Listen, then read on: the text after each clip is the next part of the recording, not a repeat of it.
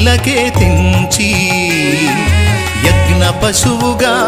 వధ పొందాలని మహాదేవుడే ఇలకే తెంచి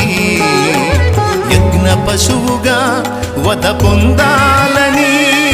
కాళ్ళలోన చేతులలో 3 మేకులుండాలని శిరము పైన 7 ముళ్ళ గాయాలు పొందాలని బ్రాహ్మణాలు పలికిన